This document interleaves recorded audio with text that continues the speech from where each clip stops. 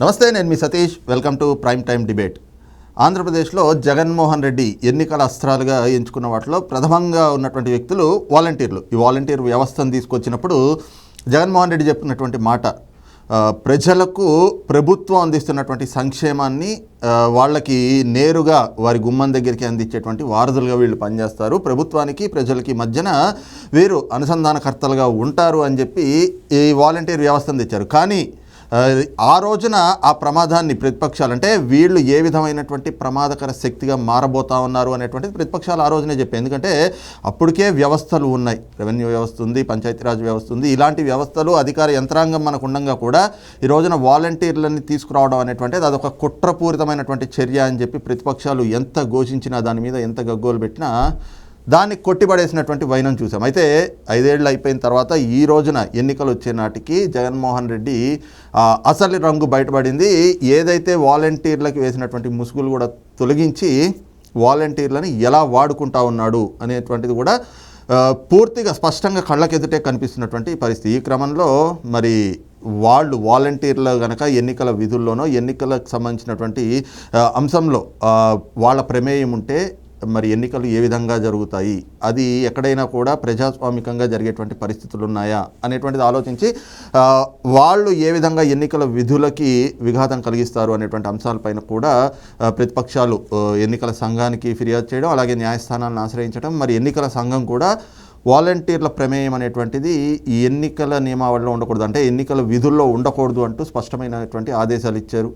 అయినా ఈ రోజున వాలంటీర్లు బరితెగించేసి వ్యవహరిస్తున్నటువంటి తీరు, అలాగే వాలంటీర్ల వ్యవహారం ద్వారా జరగబోయేటువంటి నష్టం అనేటువంటి చర్చలు కూడా ప్రస్తుతం ఆంధ్రప్రదేశ్లో చర్చనీయాంశంగా మారుతున్నాయి. కారణం ఏమిటి అంటే వాలంటీర్లు ఈ రోజున వైసీపీ అభ్యర్థులతో పాటు వాళ్ళు ప్రచారాల్లో పాల్గొనటం, వాళ్ళు ఏ విధంగా ప్రజల్ని, అంటే ఒక్కొక్క వాలంటీర్లకి 50 ఇళ్ళు కేటాయిస్తే ఆ 50 ఇళ్లలో కూడా ఏ విధంగా ఓటర్లను ప్రభావితం చేసే విధంగా వాలంటీర్లు వ్యవహరిస్తున్నారు, ఇవన్నీ కూడా వివాదాస్పదంగా మారుతున్నటువంటి తరుణంలో ఎన్నికల సంఘం తీసుకున్నటువంటి ఒక కీలక నిర్ణయం, వాలంటీర్లు కనుక ఎన్నికల విధుల్లో పాల్గొన్నా, ప్రచారాల్లో పాల్గొన్నా వాళ్ళపైన చర్యలు తీసుకుంటామని. అయినా కూడా ఇవాళకి బరితెగిస్తున్నటువంటి పరిణామాలే కళ్ళకెదురుగా కనిపిస్తూ ఉన్నాయి ఆంధ్రప్రదేశ్లో. మరి ఇప్పటికీ కూడా వాలంటీర్ల మార్పు రాకపోవటం, వాళ్ళు ఇవాళకి ఎన్నికల సంఘము, న్యాయస్థానాలు అంత ఇదిగా చెప్తున్నా కూడా ఆ మాట వినకుండా ఇంత యథేచ్ఛగా ప్రచారాల్లో పాల్గొనటము, దానికి వైసీపీ నాయకులు వాలంటీర్లకి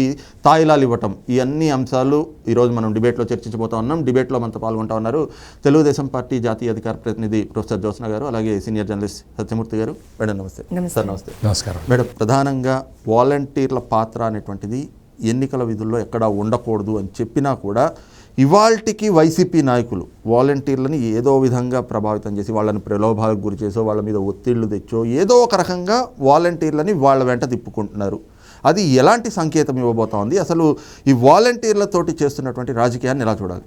ఇది నిజంగా అంటే ఒక రకంగా చెప్పాలి అంటే వాలంటీర్ల భుజాల మీద గన్ను పెట్టి కాలుస్తున్నాడు జగన్మోహన్ రెడ్డి. సింపుల్, అంతకుమించి ఏమీ లేదు. ఎందుకంటే వాలంటీర్లు, నేను వాలంటీర్ వ్యవస్థని తప్పు పట్టాం కానీ మేము వాలంటీర్లను తప్పు పట్టలేదు ఏ రోజు కూడా. వాళ్ళు నిజంగా కూడా ఎంత బాధాకరమైనటువంటి విషయం అంటే, ఒక రకంగా పిహెచ్డీలు చేసినటువంటి వాళ్ళు, పీజీలు చేసినటువంటి వాళ్ళు, అంటే ఉద్యోగ అవకాశాలు లేక, ఉపాధి అవకాశాలు లేక, సరే ఏదో ఒకటి ఈ ప్రభుత్వం అని చెప్పి వాళ్ళు ఏదో 5,000కు పనిచేస్తున్నటువంటి పరిస్థితి వాళ్ళ రోజున. దాంతోపాటుగా అందులో అందరూ ఆల్మోస్ట్ ఆల్ మా కార్యకర్తలే అని వాళ్ళే చెప్పుకున్నారు కూడా. ఇది మనం కొత్తగా చెప్పేదేం లేదు. సో ఎవరి కార్యకర్తలైనా కానివ్వండి, కానీ వాళ్ళ శ్రమ దోపిడీ చేస్తున్నటువంటి పరిస్థితి చూస్తున్నాం ఇవాళ రోజున. మొదటి విషయం. రెండో విషయం ఇంకోటి ఏంటంటే, అసలు వాలంటీర్ వ్యవస్థని తీసుకొచ్చి ఇవాళ రోజున వాలంటీర్ల చేత తప్పులు చేయిస్తున్నాడు జగన్మోహన్ రెడ్డి. ఎగ్జాక్ట్లీ. వాలంటీర్లు తప్పులు చేస్తున్నారు. ఎవరు చెప్పడం వల్ల చేస్తున్నారు? జగన్మోహన్ రెడ్డి చెప్పడం వల్ల చేస్తున్నారు. ఇక్కడ ఒక చిన్న ఎగ్జాంపుల్ చెప్తాను. గవర్నమెంట్ అఫీషియల్స్కి తప్పించి గవర్నమెంట్ అఫీషియల్స్ కూడా ఎవరైతే ఆ కాన్ఫిడెన్షియాలిటీ అగ్రిమెంట్స్ సైన్ చేసి ఉంటారో, కాంట్రాక్ట్స్ వాట్ వి కాల్, ఎప్పుడైతే వాళ్ళు జాబ్స్లో ఎంటర్ అవుతారో ఆ కాంట్రాక్చువల్ అగ్రిమెంట్ సైన్ చేసి ఉంటారో వాళ్ళకి మాత్రమే కాన్ఫిడెన్షియల్ ఇన్ఫర్మేషన్ అనేటువంటిది ఎవరైనా ఇస్తే అది ఎలా ఉంటుందంటే, ఆ అగ్రిమెంట్ ఎలా ఉంటుందంటే, మాకు వచ్చినటువంటి ఈ ఇన్ఫర్మేషన్ని మేము ఎవరితోనూ షేర్ చేసుకోము. This is confidentiality document and confidentiality contract that we call. అది వాలంటీర్లు ఎవరు కూడా సైన్ చేయరు, ఎందుకంటే వాళ్ళు ఎవరు గవర్నమెంట్ అఫీషియల్స్ కారు కదా. సో అలాంటప్పుడు ఏం జరుగుతుందంటే ఇవాల్టి రోజున ప్రజలకు సంబంధితమైనటువంటి వ్యక్తిగత సమాచారం, గోప్యంగా ఉంచవలసినటువంటి సమాచారాన్ని అంతా కూడా వాలంటీర్ అని ఎవరైతే వస్తున్నారో వాళ్ళ చేతుల్లో పెడుతున్నారు. వాళ్ళ గుప్పిట్లో ఉంది అది. ఆ గుప్పిట్లో ఉన్నటువంటిది ఎవరి దగ్గరికి వెళ్తోంది? అక్కడ ఉన్నటువంటి లోకల్గా ఉన్నటువంటి ప్రజాప్రతినిధులు లేకపోతే వైఎస్ఆర్సీపీ నాయకులు వాళ్ళ చేతుల్లోకి వెళ్తుంది అది. సో రేపు పొద్దున్న ఎవరయ్యా ఇన్ఫర్మేషన్ ఇచ్చింది అని అంటే ఎవరి పేరు వస్తుంది? వాలంటీర్ పేరు వస్తుంది. సో తప్పు ఎవరి మీద వస్తుంది? వాలంటీర్ మీద వస్తుంది. అంతేగాని ఇన్ఫర్మేషన్ తీసుకున్న ఆ లోకల్ వైఎస్ఆర్సీపీ నాయకుడి మీద ఏం రాదు కదా. సో ఇవాల్టి రోజున వాలంటీర్ల చేత తప్పులు చేయిస్తున్నాడా చేయించట్లేదా జగన్మోహన్ రెడ్డి? మొదటి పాయింట్. రెండో పాయింట్, ఇంకో పాయింట్ ఏంటి అని అంటే ఇవాల్టి రోజున వాలంటీర్లతోటి మీకు అంటే వాళ్ళ విధులు ఏంటి అసలు? వాలంటీర్ వ్యవస్థను మీరు ఎందుకు తీసుకొచ్చారు? నేను asking a very straight question to Jaganmohan Reddy. ఎందుకు తీసుకొచ్చారు? ఫెసిలిటేషన్ కోసం తీసుకొచ్చానని చెప్పాడు, అంతే కదా. సౌలభ్యం కోసం తీసుకొచ్చాను.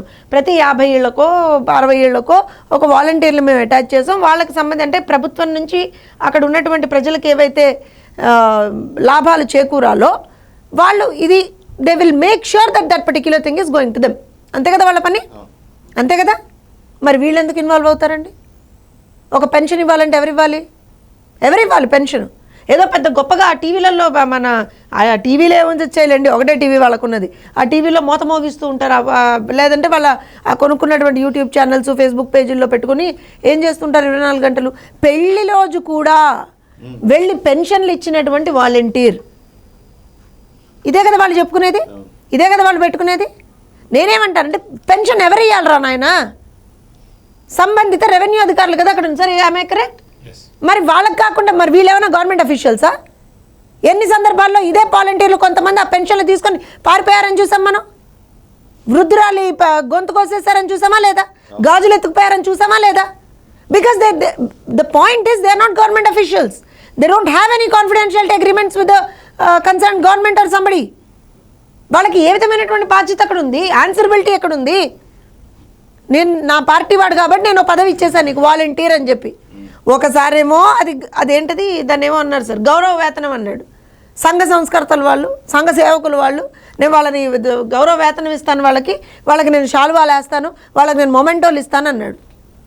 రెండోసారి ఏమో మీకు గుర్తుంటే ఎన్ని ఉద్యోగాలు ఇచ్చావు జగన్మోహన్ రెడ్డి అంటే ఈ వాలంటీర్లను కూడా ఉద్యోగాల్లో కలిపి చూపించాడు. ఇన్ని లక్షల మందికి ఉద్యోగాలు చూపించాను నేనని చెప్పి. అంటే the point here is volunteer వ్యవస్థని వాళ్ళు అడ్డు పెట్టుకొని జగన్మోహన్ రెడ్డి ఒక దుర్మార్గమైనటువంటి ఒక ఒరవడిని సృష్టించాడు అంటాను నేను. దాన్ని ఏం చేస్తున్నారంటే ఇవాళ రోజున రేపు పొద్దున ఏం జరిగినా సరే ఆ ఓనర్స్ అనేటువంటిది ప్రభుత్వం మీద పడట్లా. Only volunteers are being held as responsible. వాళ్ళ మీదే ఆ భారం పడుతుంది. సో నేను ఇందాక చెప్పినట్టుగా వాళ్ళ భుజాల మీద గన్ను పెట్టి కాలుస్తున్నాడు జగన్మోహన్ రెడ్డి. సో ఎవరిని అంటారు రేపు పొద్దున్న? ఖచ్చితంగా వాలంటీర్లనే అంటారు కదా. ఇక్కడ ఇంకో విషయం ఏం చెప్తాను అని అంటే వాలంటీర్ వ్యవస్థ అనేటువంటిది మీరు తీసుకొచ్చారు, ఓకే. నేను ఇందాక చెప్పినట్టుగా అసలు మరి మిగతా గవర్నమెంట్ సిస్టమ్ అంతా ఉంది కదా, ఆ సిస్టమ్ అంతా ఎక్కడ పోయింది? వాళ్ళకి మరి ఊరికి కూర్చోబెట్టి జీతాలు ఇస్తున్నారా?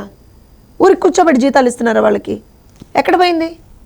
మరి వీళ్ళనేమో మీరు శ్రమ దోపిడీ చేస్తున్నారు, వాళ్ళ పనులు కూడా వీళ్ళ చేత చేయిస్తామని అంటున్నారు. అంటే అసలు దీనికి వాట్ ఈస్ ద రీజన్? మనం అది ఫస్ట్ గమనించాలి. సో ఇక్కడ జరిగింది ఏంటి అంటే జగన్మోహన్ రెడ్డి నిజానికి కూడా ఒక సైన్యంలాగా వాళ్ళని తయారు చేసి మీరు నాకు పని చేయాల్సిందే. He has compelled them to work for him. Compelled. ఇవాళ కూడా పరిస్థితి ఏంటంటే మీరు గమనించండి, చాలా చోట్ల మనకు వాలంటీర్లు పట్టుబడుతున్నారు, వాళ్ళని సస్పెండ్ చేస్తున్నారని వస్తుంది. నిన్న కూడా నాకు తెలిసి భీమిల్లో ఎక్కడో 10 మందినో 8 మందినో సస్పెండ్ చేశారు. కానీ ఇష్యూ ఏంటి అని అంటే వాళ్ళని సస్పెండ్ చేయడం అనేటువంటిది ఒక ఆస్పెక్ట్. ఇవాళ వీళ్ళు ఇంకో మాట ఏం చెప్తున్నారు అని అంటే ఎవరైతే వాలంటీర్లు గ్రామాల్లో కొంచెం మంచిగా పనిచేసి మంచి రిలేషన్స్ మెయింటైన్ చేసుకొని మంచిగా ఉన్న వాళ్ళని మీరు ఇమ్మీడియట్గా మీ ఉద్యోగాలకి రాజీనామా చేయండి, రాజీనామా చేసి మాకు పని చేయండి అని కూడా అడుగుతున్నారు. మీరు గమనించండి. దాన్ని ఉద్యోగం అంటారో మరి ఏమంటారో నాకు తెలియదు. I'm sorry to say this because వాళ్ళకే క్లారిటీ లేదు, అది జాబా లేకపోతే ఒక వాలంటరీ సర్వీసా ఏంటో వాళ్ళకే తెలియదు. సో ఇవాళ రోజున వాళ్ళు ఏం చేస్తున్నారు? మళ్ళీ యువత భవితతో ఆడుకుంటున్నారా? ఫస్ట్ ఆఫ్ ఆల్ వాళ్ళని 5,000 అనేటువంటి ఒక మీగర్ అమౌంట్కి మీరు వాళ్ళ చేత పనులు చేయిస్తున్నారు, తప్పుడు పనులు చేయిస్తున్నారు. చేయించిన తర్వాత కూడా వాళ్ళని వాళ్ళ రోజున మేము చాలా క్లియర్గా చెప్పాము. చంద్రబాబు నాయుడు గారు చెప్పారు, లోకేష్ గారు చెప్పారు. ఏమని చెప్పారు? మా పార్టీ రేపు అధికారంలోకి వచ్చిన తర్వాత ఖచ్చితంగా దీన్ని మేము స్ట్రీమ్ లైన్ చేస్తాం. వీళ్ళని శ్రమ దోపిడీకి గురి కాకుండా చూస్తాం. అవసరమైతే వాళ్ళకి సంబంధించినటువంటి ఏదైనా ఈ జీతభత్యాలను పెంచాల్సినటువంటి అవసరం ఉంటే అది కూడా చేస్తామని కూడా చెప్పాం మేము. సిస్టమ్ నుంచి వాళ్ళని తీసేసేటువంటి పరిస్థితి, సిస్టమ్ని స్ట్రీమ్లైన్ చేయాలి, సిస్టమ్కి more authenticity and more responsibility తీసుకురావాలి మనం. అది మేము చేస్తామని చెప్పాం. వీళ్ళు ఏం చేస్తున్నారు ఇవాళ రోజున అంటే వాలంటీర్ల చేత తప్పు చేయించడమే వీళ్ళ మక్సద్ కదా. ఇవాళ వాళ్ళని ఇప్పుడు మీరు ఉద్యోగాలు మానేసేయండి, మాకు వచ్చి పని చేయండి, రేపు పొద్దున మన గవర్నమెంట్ వచ్చిన తర్వాత మళ్ళీ మిమ్మల్ని తీసుకుంటాం. ఎక్కడొస్తుంది రా నాయన నీ గవర్నమెంట్ రేపు పొద్దున్న ఎక్కడొస్తుంది? రైట్ సత్యమూర్తి గారు, ముఖ్యంగా చూస్తే ఈ వాలంటీర్ వ్యవస్థని తీసుకువచ్చి వాళ్ళ చేతిలో ఒక 50 కుటుంబాలు, అంటే ఒక్కొక్క వాలంటీర్ చేతిలో 50 కుటుంబాలని పెట్టడం, వాళ్ళ ద్వారా మొత్తం సమాచారాన్ని తెచ్చుకోవడం, ఎన్నికల్లో కూడా ఆ 50 మందిని ఆ 50 కుటుంబాలని ఈ వాలంటీర్ ప్రభావితం చేయాలంటే వాళ్ళని తీసుకొచ్చి ఓట్లు వేయించేటువంటి, అంటే గ్రౌండ్ లెవెల్ వరకు కూడా ప్రతి ఒక్క ఇంటి మీదకి కూడా ఒక నిఘా పెట్టినట్లుగా తయారు చేసుకుని ఇలాంటి రాజకీయం చేయడాన్ని ఎలా అర్థం చేసుకోవాలి? ఇది వాలంటీరు వ్యవస్థ గురించి ఎవరన్నా వ్యతిరేకంగా మాట్లాడితే మన సజ్జల రామకృష్ణారెడ్డి బయటకు వచ్చి ఒక మాట చెప్పాడు. వాలంటీర్ వ్యవస్థ గురించి తెలుగుదేశం వ్యతిరేకంగా మాట్లాడుతున్నది, తెలుగుదేశం వ్యతిరేకంగా మాట్లాడుతున్న ఈ వాలంటరీ వ్యవస్థని మేము అధికారంలోకి వస్తే రద్దు చేసేసి జన్మభూమి కమిటీలు మళ్ళీ తెస్తామని చెప్పండి మీకు ధైర్యం ఉంటే అని చెప్పి తెలుగుదేశానికి ఆయన సవాల్ విసురుతున్నాడు. సజ్జల రామకృష్ణారెడ్డికి మరి తెలుసు కానీ ఆయన కొన్ని అన్నీ ఇట్లాగే చెప్తూ ఉంటాడు. వివేకానంద రెడ్డి మర్డర్ జరిగింది ఆశిత కదా అని చెప్పాడు కదా, కూతురు అల్లుడే చేశారని. అట్లాగే ఇది కూడా అన్నమాట. జన్మభూమి కమిటీల పర్పస్ ఏంటి, అవి పెట్టిన విధానం ఏంటి, దానికి ఏమన్నా గవర్నమెంట్ నుంచి జీతం ఇచ్చారా? నువ్వు వాలంటీర్లకి గవర్నమెంట్ జీతం ఇస్తున్నది, జన్మభూమి కమిటీలకు జీతం ఇచ్చారా? అదే జీతం వాళ్ళ జీతాలు పెంచమంటే జీతం కాదు, ఇది గౌరవ వేతనం అన్నాడు. అదే గౌరవ వేతనం చాలా గౌరవంగా చూస్తున్నాడు. ఆ గౌరవ వేతనం ఇస్తున్నాడు. జన్మభూమి కమిటీలకు ఇచ్చారా? అంటే జన్మభూమి కమిటీల పర్పస్ ఏంటి, నువ్వు పెట్టిన వాలంటీర్ వ్యవస్థ ఏంటి అనేది ఇది అది సజ్జల రామకృష్ణారెడ్డికి తెలిసి కూడా, సజ్జల రామకృష్ణారెడ్డికి తెలియదని నేను చెప్పను, ఆయన కొంచెం నాకన్నా కూడా సీనియర్ జర్నలిస్ట్, నాకన్నా ఒక 3 ఏళ్ళు 4 ఏళ్ళు ముందర జర్నలిజంలోకి వచ్చాడు. అతనికి తెలియదని నేను అన్ను, తెలిసి కూడా జనాన్ని కన్ఫ్యూజ్ చేయటానికి జన్మభూమి కమిటీలని తీసుకొచ్చి వాలంటరీ వ్యవస్థ, నువ్వు దమ్ముంటే వాలంటరీ వ్యవస్థ రద్దు చేస్తామని చెప్పు. అంటే దమ్ముతో క్వశ్చన్ కాదు కదా అది, ఇట్ ఈజ్ ఎ సిస్టమ్. ఆ సిస్టమ్ని నువ్వు అక్రమంగా వాడుతున్నావు. అక్రమంగా ఎట్లా వాడుతున్నావు అంటే, ఒక 50 కుటుంబాలకు 60 కుటుంబాలకు ఒక వాలంటీర్ని పెట్టి ఆ కుటుంబంలో జరుగుతున్న విషయాలు ఏంటి అంటే, ఎవరున్నారు, కొడుకు ఎక్కడున్నాడు, కూతురు ఎక్కడున్నాడు, కొడుకు హైదరాబాదులో ఉంటే వాడు ఏం చేస్తుంటాడు, కూతురు పెళ్ళి అయిందా కాలేదా, తల్లిదండ్రులు ఏం చేస్తున్నారు, వాళ్ళ ఆదాయం ఎంత, వాళ్ళు గతంలో ఏ పార్టీకి ఓటేశారు, నెక్స్ట్ ఎన్నికల్లో ఏ పార్టీకి ఓటైపోతున్నారు, వాళ్ళు ఏ కులం, వాళ్ళు మామూలుగా వాళ్ళు ఏదైనా కమ్మోళ్ళు అనుకోండి, వాళ్ళకి ఏదైనా రేషన్ కార్డు అది ఉంటే కట్ చేయి, వాళ్ళకి ఏదైనా ఇల్లు రావాల్సి ఉంటే అది ఇవ్వమాక. ఇటువంటి తారతమ్యాలు చూపించటానికి ఈ వాలంటరీ వ్యవస్థను వాడుకుంటున్నారు అనేది ఇక్కడ ప్రధానమైన అంశం. ఈ వాలంటీర్లు ఏం చేస్తున్నారు, ఈ వాలంటీర్లు ఇచ్చిన ఇన్ఫర్మేషన్ని పార్టీకి పంపిస్తున్నారు, వైఎస్ఆర్ కాంగ్రెస్ పార్టీకి పంపిస్తున్నారు.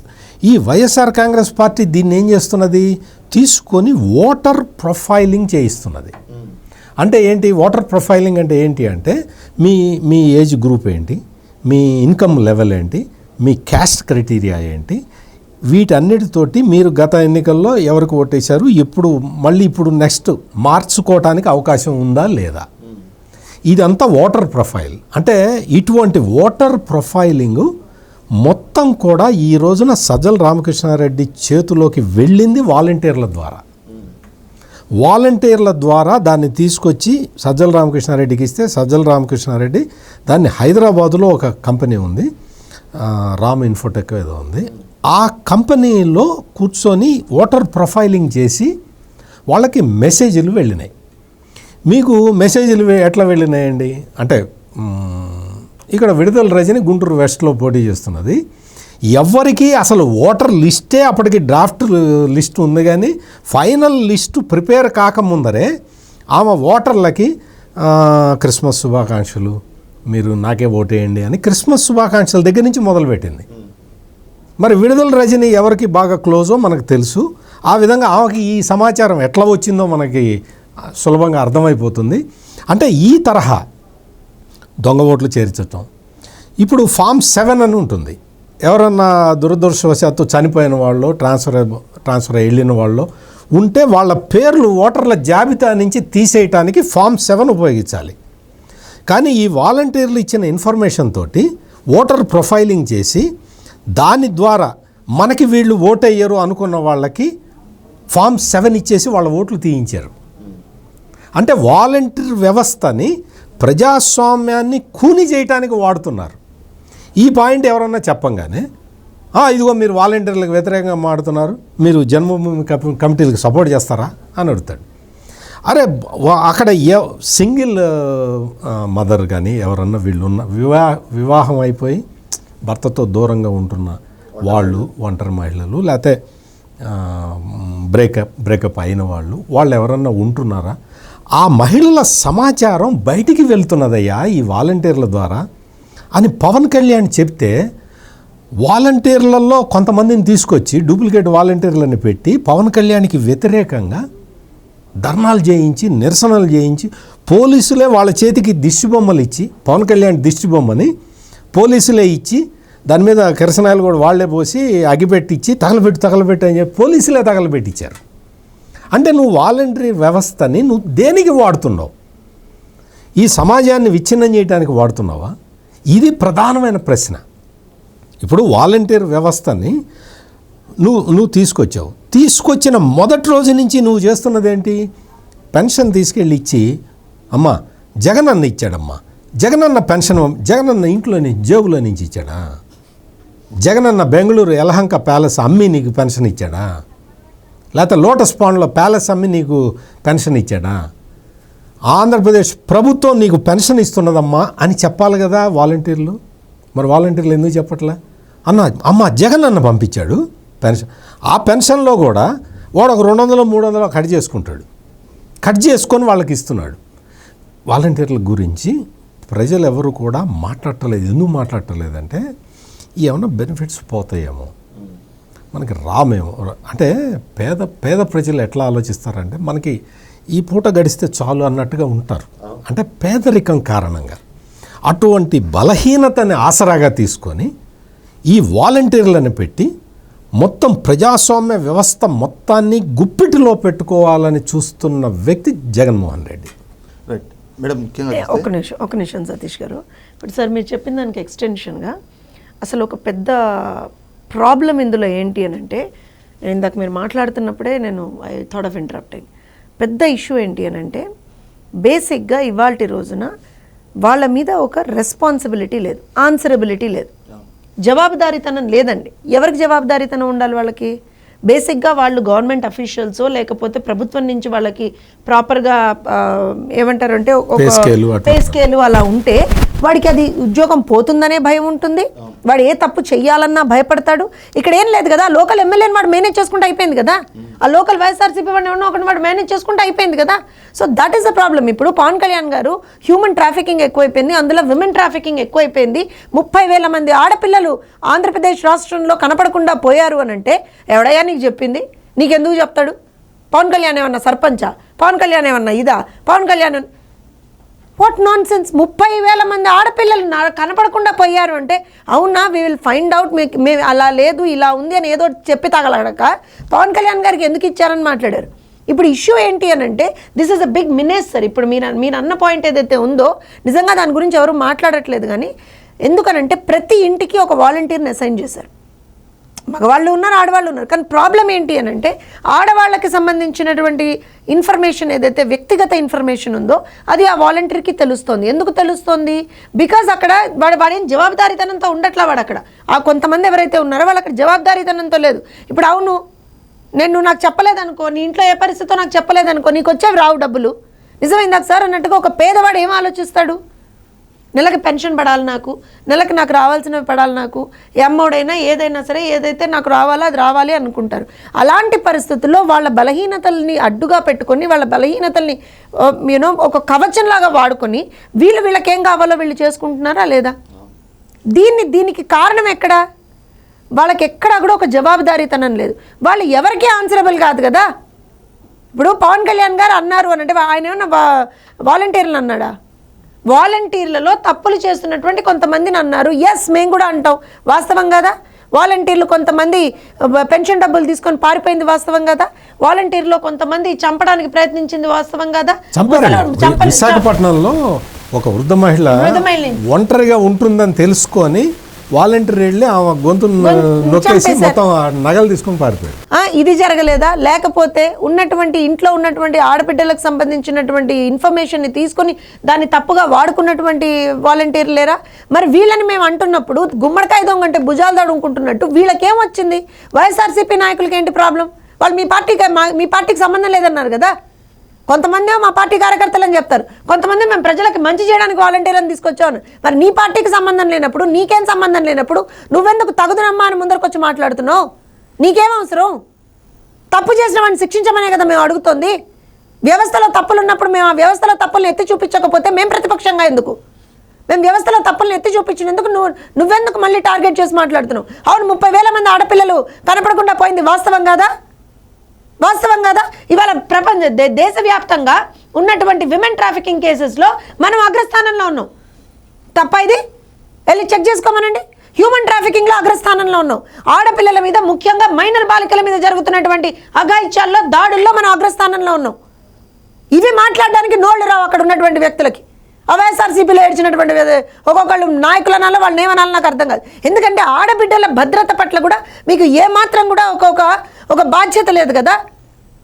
ఒక నాయకుడు, ఒక ప్రతిపక్షానికి సంబంధించినటువంటి, ఒక పార్టీకి సంబంధించినటువంటి అధినేత పవన్ కళ్యాణ్ బయటకు వచ్చి అవును ఇది జరుగుతోంది అన్నప్పుడు, అవునా మీ దగ్గర ఇన్ఫర్మేషన్ ఉందా, ఇవ్వండి, we will sort it out అని అనడం పోయి ఆయన మనం అంటే I think we are expecting too much from Jaganmohan Reddy and co అంటా నేను.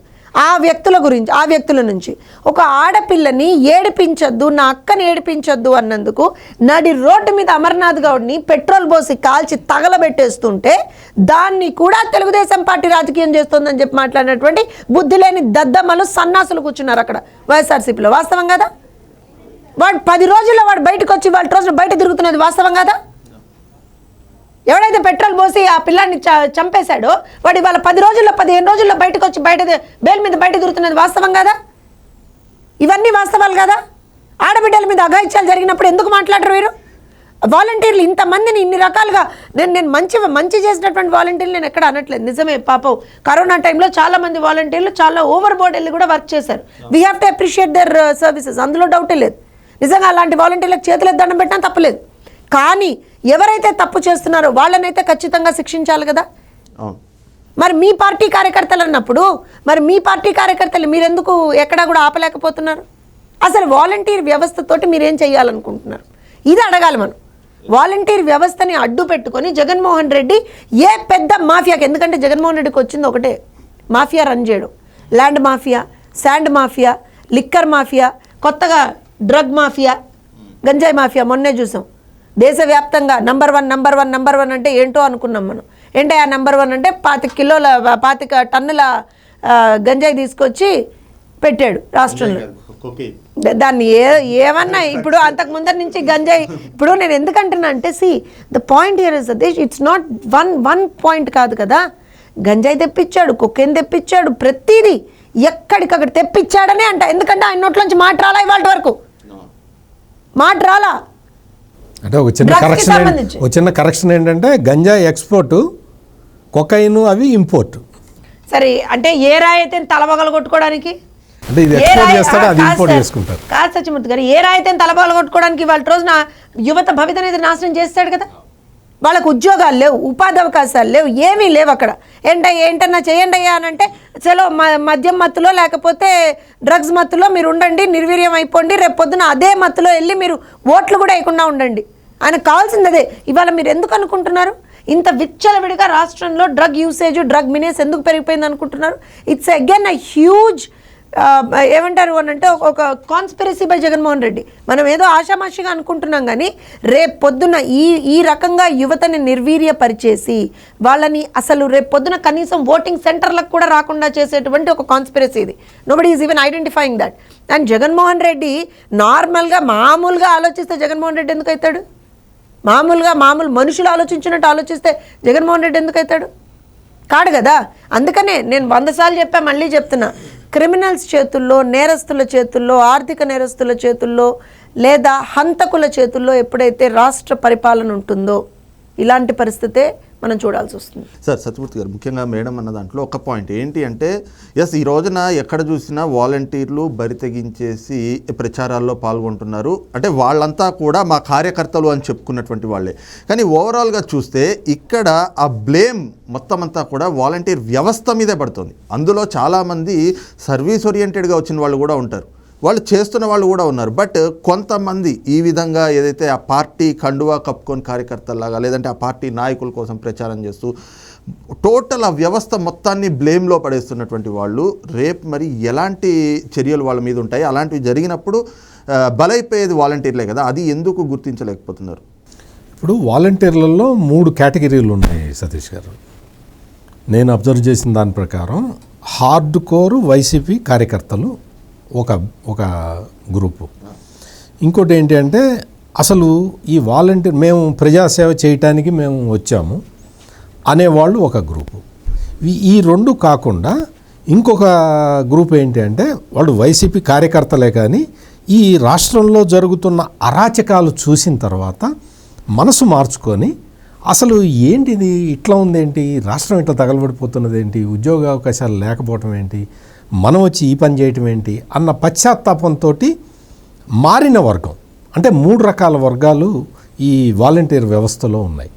ఇప్పుడు ఏంటి అంటే ఈ మధ్యలో ఉన్న వర్గము, ఈ తర్వాత ఉన్న వర్గం అంటే న్యూట్రల్స్, వీళ్ళని దాదాపుగా న్యూట్రల్స్గా ఇచ్చేయచ్చు. ఈ వాలంటీర్ వ్యవస్థ ఏర్పడినప్పుడు దాదాపుగా 80% ఈ వైసీపీ సంబంధించిన కరుడుగట్టిన కార్యకర్తలే ఉన్నారు. ఆ తర్వాత అందులో ఇప్పుడు చాలా వరకు మారిపోయారు. అంటే ఈ ప్రభుత్వం చేస్తున్న అరాచకాలు చూసి మనసు మార్చుకున్న వాలంటీర్లు చాలామంది ఉన్నారు. ముందు నుంచి కూడా అసలు వైసీపీ తోటి సంబంధం లేని వాళ్ళు కొంత పర్సంటేజ్ ఉండేవాళ్ళు, ఒక 10%, 20%. ఇప్పుడు దాదాపుగా మొత్తం పెరిగిపోయింది, ఈ పర్సంటేజ్ పెరిగింది. ఈ కరుడుగట్టిన వైసీపీ కార్యకర్తలని వదిలేసి మిగిలిన వాళ్ళని గ్రిప్పులో పెట్టుకోవటానికి జగన్మోహన్ రెడ్డి వేసిన ప్లాన్ ఏంటి అంటే వీళ్ళందరినీ పిలిచి మీరు చాలా బాగా పనిచేస్తున్నారని చెప్పి వాళ్ళ చేతుల్లో 25,000 నుంచి 30,000, 40,000 ఈ ఎమ్మెల్యే క్యాండిడేట్లు ఒక ప్యాకెట్లో డబ్బులు పెట్టి వాళ్ళకి ఇచ్చారు. అంటే ఓటర్లకి ఇవ్వటానికి తెచ్చిన గిఫ్టులు అంటే చీరలు, కుక్కర్లు ఇవి కూడా ఈ వాలంటీర్లకి అవి ఇచ్చేసి మీరు చాలా బాగా సర్వీస్ చేస్తున్నారు అన్న పేరు పెట్టి వాళ్ళని పిలిచి ఈ వాలంటీర్లకి కవర్లు ఇవ్వటం మొదలుపెట్టాడు. అంటే ఏంటి, చేర్చుకున్నాడు.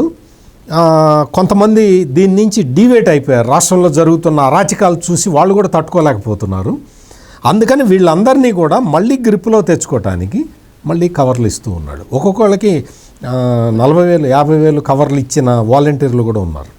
అంటే ఈ వాలంటీర్లను తీసుకొని ఈ వాలంటీర్ల ద్వారా వ్యవస్థని ప్రభావితం చేద్దాము అన్న కుట్ర లేకపోతే ఈ వ్యవస్థ పెట్టిన జగన్మోహన్ రెడ్డి ఈ ప్యాకెట్లు ఎందుకు ఇప్పిస్తాడు ఎమ్మెల్యే అభ్యర్థులతోటి? ఇది ప్రధానమైన విషయం. వాలంటీర్లలో కూడా వాళ్ళు కూడా ఈ సమాజంలో బతుకుతున్న వాళ్ళే కదా, వాళ్ళేదో ఫారెన్ నుంచి వచ్చి ఇక్కడ పనిచేస్తున్న వాళ్ళు కాదు కదా. వాడు ఆ గుంటలపట్ట రోడ్డులోనే ప్రయాణం చేస్తున్నాడు. ఈ నిత్యావసర వస్తువుల ధరలు ఇవన్నీ పెరగటం ఇవన్నీ కూడా వాడు అనుభవిస్తున్నాడు. ఉద్యోగం లేకపోవటం వల్ల నేను వచ్చి వాలంటీర్గా పనిచేయాల్సిన కర్మ పట్టింది అన్న ఆలోచన వాళ్ళల్లో కూడా ఉంది. అందుకనే ఈ కరుడుగట్టిన వైసీపీ కార్యకర్తలు ఉన్నారు కదా, వాలంటీర్ల ముసుగులో ఉన్న ఈ కరుడుగట్టిన వీళ్ళు ఉన్నారు కదా, వీళ్ళందరినీ ఈ తటస్థంగా ఉన్న వాలంటీర్ల మీద, నిజాయితీతో పనిచేసే వాలంటీర్ల మీద ఇన్ఛార్జీలుగా పెడుతున్నారు, నిఘా పెడుతున్నారు. ఇది అక్కడ జరుగుతున్నది మెయిన్గా. మీరు ఎక్కడన్నా చూడండి, ఒక్కొక్క 10-20 మంది వాలంటీర్లకి వీడు ఒకటి అటాచ్డ్ ఉంటాడు. వీళ్ళందరి మీద సూపర్వైజ్ చేస్తూ ఉంటాడు. వీడు వాలంటీరే, కాకపోతే వీడు కరుడుగట్టిన కార్యకర్త.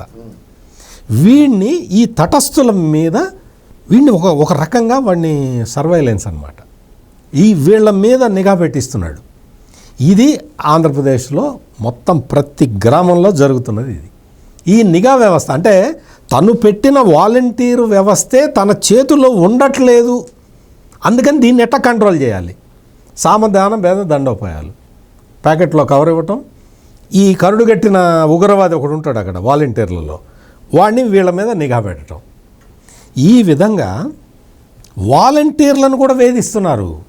ఈ రోజున ఉన్న పరిస్థితి ఏంటంటే వీడు ఎవడైతే ఇన్ఛార్జిగా ఉంటాడో, అన్అఫీషియల్ ఇన్ఛార్జి వాడు వీళ్ళని వేధిస్తూ ఉంటే వీళ్ళు తట్టుకోలేకపోతున్నారు.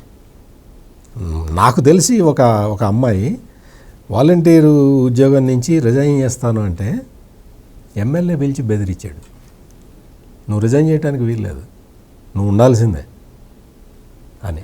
అమ్మాయి లేదండి నేను వెళ్ళిపోతాను, నేను ఇక్కడ ఉండను, నేను ఈ పనులన్నీ చేయలేను అంటే బెదిరించాడు ఎమ్మెల్యే పిలిచి. ఇటువంటిది ఒకటి కాదు, అసలు చాలా రకరకాల సంఘటనలు ఇటువంటివి జరుగుతూ ఉన్నాయి. అందుకని వాలంటీర్లు కూడా ఎక్కువ మంది హ్యాపీగా లేరు. ఇప్పుడు వాళ్ళందరికీ కవర్లు మీద నిఘా పెట్టడం, ఎంతమంది మీద నిఘా పెడతావు? సార్ మీరు ఇక్కడ ఓ విషయం మర్చిపోయారు అసలు. యాక్చువల్గా తల్లి చెల్లె ఆయన దగ్గర లేరు ఇవాళ రోజున, వాళ్ళే వదిలేసి వెళ్ళిపోయారు. ఈ వాలంటీర్ వ్యవస్థ ఏముంటుంది ఇంకా?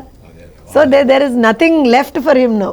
ఒక రకంగా చూడాలి అని అంటే సొంత తల్లి చెల్లె, సరే మన తల్లి ఏదో వచ్చానని చెప్పింది, నేను చెప్పాను మీకు మొన్న కూడా చెప్పాను, ఏం చెవులో చెప్పిందో కూడా మనకు తెలుసు. So the best thing is ఏంటంటే ఈవెన్ ఇప్పుడు ఇవాళ రోజున చెల్లెళ్ళు లేరు, ఎవరూ లేరు, ఆయనతో పాటు ఆయన టికెట్లు ఇచ్చినటువంటి ఎమ్మెల్యే క్యాండిడేట్లు ఎవరూ లేరు, nobody staying with him. So నేనేదో పెంచి పోషించుకొని నన్ను ఏదో కాపాడుతారు అనుకుంటూ ఒక కవచంలాగా క్రియేట్ చేసుకున్నటువంటి వాలంటీర్ వ్యవస్థ కూడా రేపు పొద్దున్న నాతో ఉండదు అనేటువంటి భయం నిజంగా కూడా వచ్చి ఉండాలి. Because looking at all these circumstances డెఫినెట్గా వచ్చి ఉండాలి ఆయనకు. అది రైట్, ఇది చూస్తున్నాం కదా. ముఖ్యంగా ఒక ప్రైవేట్ సైన్యంగా వాలంటీర్ వ్యవస్థను పెట్టి వాళ్ళతోటి ఎన్నికలు నెట్టుకొద్దాము అనేటువంటి ఒక కుట్రపూరితమైనటువంటి ఆలోచన చేసినటువంటి జగన్మోహన్ రెడ్డికి ఇక ఇప్పుడైతే మాత్రం ఎదురు దెబ్బలు తగులుతున్నట్లుగా కనిపిస్తుంది. అయితే వాలంటీర్లు ఇక్కడ ఏమిటి అంటే రేపు ఎన్నికల్లో జగన్మోహన్ రెడ్డి ఓడిపోయాక ఆయన ఎక్కడికైనా వెళ్ళి దాక్కుంటాడు, కానీ ఈ రోజున ఏదైతే ఆయన చేస్తున్నటువంటి ఒక దుశ్చర్య అంటే వాలంటీర్ల భుజం మీద గన్ పెట్టి పేలుస్తూ ఉన్నాడు. ఆ నింద మాత్రం, ఆ బ్లేమ్ని భరించాల్సింది, దాన్ని అనుభవించాల్సింది కూడా రేపొద్దుట వాలంటీర్లే అవుతారు. కాబట్టి ఇప్పటికైనా కూడా కొంతమంది ఎవరైతే వైసీపీ నాయకులకు అనుకూలంగా, వైసీపీ నాయకుల తరఫున ప్రచారాల్లో పాల్గొంటూ ఉన్నారో వాళ్ళంతా కూడా భవిష్యత్తులో ఖచ్చితంగా ఈ పార్టీ అధికారం కోల్పోయి రేపు మరో ప్రభుత్వం వచ్చిన తర్వాత శిక్షార్హులుగా మారుతారు. కాబట్టి ఇప్పటికైనా వాళ్ళలో మార్పు రావాల్సినటువంటి పరిస్థితి కనిపిస్తుంది. అదే సమయంలో వాస్తవం తెలుసుకున్నటువంటి వాళ్ళు, అంటే జగన్మోహన్ రెడ్డి అసలు రంగు ఏంటో తెలుసుకున్నటువంటి వాలంటీర్లు అయితే మాత్రం ఇప్పటికే ఆయనకి దూరం అయ్యారు. ఇది జగన్మోహన్ రెడ్డికి ఒక ఊహించని పరిణామంగా అయితే పరిణమిస్తూ ఉంది అన్నటువంటి భావన కూడా తెలుగుదేశం పార్టీ జాతీయ అధికార ప్రతినిధి ప్రొఫెసర్ జ్యోత్స్న గారు, అలాగే సీనియర్ జర్నలిస్ట్ సత్యమూర్తి గారు వ్యక్తం చేస్తూ ఉన్నారు. ఇది ఈ రోజు ఉన్నటువంటి ప్రైమ్ టైం డిబేట్. రేపు మరొక అంశంతో మళ్ళీ ముందుకు వస్తాం. Thank you madam. Thank you.